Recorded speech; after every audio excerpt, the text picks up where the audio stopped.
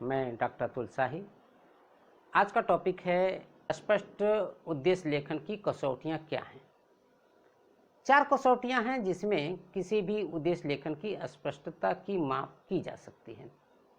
पहली कसौटी है, उद्देश्य में इस बात का स्पष्ट उल्लेख एवं निर्देश होना चाहिए कि छात्र के व्यवहार में कौन सा परिवर्तन अपेक्षित है, जिसका निर्देश क्रियात्मक क्रिया के प्रयोग द्वारा इंगित होना चाहिए। दूसरी कसौटी है कि यह नियत होना चाहिए कि पाठ सीखने या पढ़ने के बाद उसके किस व्यवहार में परिवर्तन होगा। यह परिवर्तन ऐसा होना चाहिए जिसका निरीक्षण हो सके। तीसरी कसौटी है, शैक्षिक परिस्थितियों जिनमें उपरोक्त अपेक्षित व्यवहार होंगे वे भी नियत होने चाहिए। चौथी कसौटी, अपेक्षित व्यवहार क्या होगा या उसकी न्यूनतम सीमा क्या होगी, यह बात भी उद्देश्य लेखन में स्पष्ट होनी चाहिए। पाठ योजना के निर्माण एवं छात्रों की प्रगति का ज्ञान प्राप्त करने हेतु किसी एक पाठ के लिए उद्देश्यों का नियत करना आवश्यक है। इस तरह के सुनिश्चित एवं व्यवहारिक उद्देश्यों को पाठ का विशिष्ट उद्देश्य कहते हैं। इन विशिष्ट उद्देश्यों को प्रत्येक पाठ में प्राप्त करने से धीरे धीरे छात्रों की प्रगति स्वतः सामान्य उद्देश्यों की ओर होती है।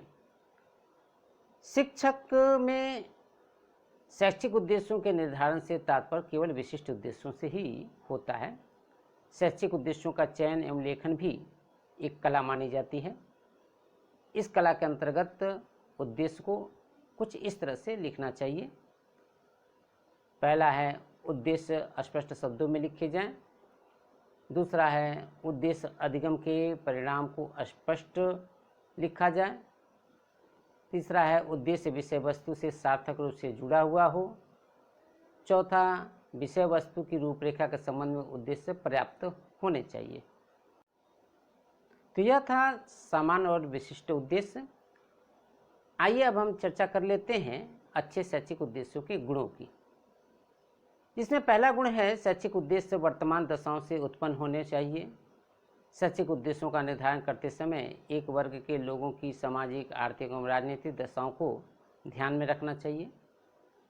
दूसरा गुण है, शैक्षिक उद्देश्य कार्य की योजना प्रस्तुत करते हैं, ये केंद्र बिंदु होते हैं। शैक्षिक उद्देश्य परिवर्तन करने योग्य होने चाहिए, जिससे बदलती सामाजिक, आर्थिक, राजनीतिक दशाओं में इसके स्वरूप को बदला जा सके।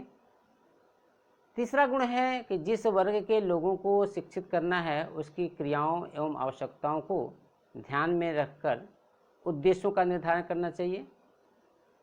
शैक्षिक उद्देश्य अनिवार्य रूप से अधिगम और विकास के मनोविज्ञान पर निर्भर होने चाहिए। चौथा गुण है, जितना संभव हो सके शैक्षिक उद्देश्यों को व्यवहारिक रूप में परिणत करना चाहिए। इनको बहुत ही सार्वभौमिक एवं सारांश रूप में नहीं लिखना चाहिए। पांचवा गुण, शैक्षिक उद्देश्य लोगों के वैयक्तिक एवं सामाजिक आकांक्षाओं को प्रदर्शित करने चाहिए। इनका संबंध लोगों के जीवन और आवश्यकताओं के साथ साथ उनकी इच्छाओं से भी होना चाहिए। छठा गुण है, उद्देश्य अनिवार्य रूप से एक अंतःबिंदु से युक्त होने चाहिए। उद्देश्यों का उल्लेख इस प्रकार से होना चाहिए कि क्रियाओं के एक निश्चित समय के बाद उद्देश्यों की प्राप्ति हो सके। तो यह था शैक्षिक उद्देश्यों के गुण। अब हम चर्चा करेंगे स्पष्ट उद्देश्य लेखन की कसौटियाँ क्या हैं। 4 कसौटियाँ हैं जिसमें किसी भी उद्देश्य लेखन की स्पष्टता की माप की जा सकती है। पहली कसौटी है, उद्देश्य में इस बात का स्पष्ट उल्लेख एवं निर्देश होना चाहिए कि छात्र के व्यवहार में कौन सा परिवर्तन अपेक्षित है, जिसका निर्देश क्रियात्मक क्रिया के प्रयोग द्वारा इंगित होना चाहिए।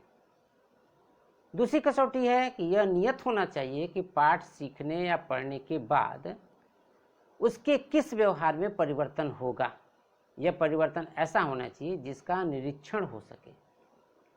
तीसरी कसौटी है, शैक्षिक परिस्थितियों जिनमें उपरोक्त अपेक्षित व्यवहार होंगे वे भी नियत होने चाहिए। चौथी कसौटी, अपेक्षित व्यवहार क्या होगा या उसकी न्यूनतम सीमा क्या होगी, यह बात भी उद्देश्य लेखन में स्पष्ट होनी चाहिए। चलिए छात्रों के व्यवहार के संदर्भ में शैक्षिक उद्देश्य लेखन को एक उदाहरण द्वारा समझने की कोशिश करते हैं। दो उदाहरण हैं, उदाहरण ए और उदाहरण बी।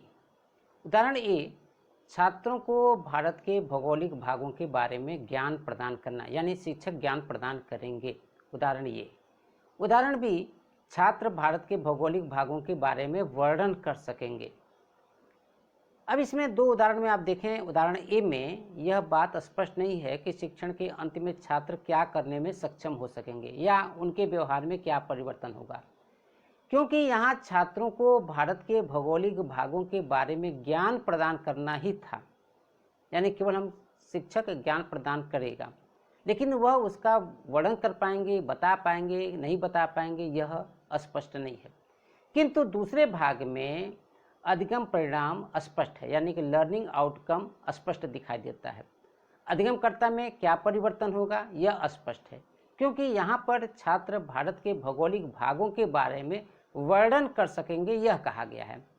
इस प्रकार दूसरा उदाहरण अर्थात बी उदाहरण पहले उदाहरण से अधिक स्पष्ट है, सार्थक है और अच्छा है।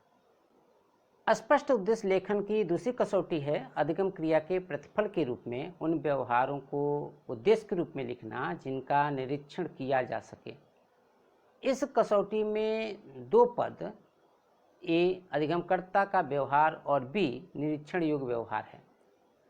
अधिगमकर्ता के व्यवहार से तात्पर्य उन सभी क्रियाओं, अनुक्रियाओं या कार्यों से है जिसे पाठ के अंत में सीखने वाला करने जा रहा है या बताने जा रहा है। व्यवहार व्यक्ति के किसी भी कार्य, क्रिया अथवा क्रियाकलाप को कहा जाता है, अतः व्यवहारों का निरीक्षण भी संभव है। फिर भी कुछ ऐसे व्यवहार हैं जैसे चिंतन, जानना, समझना इत्यादि का प्रत्यक्ष या सीधे निरीक्षण नहीं किया जा सकता। उदाहरण के लिए मैं दो उद्देश्य आपके समक्ष रख रहा हूँ। एक, छात्र संज्ञा के विषय में जान जाएंगे। दो, छात्र संज्ञा के बारे में वर्णन कर सकेंगे। इन दो उदाहरणों को ध्यान से समझिए।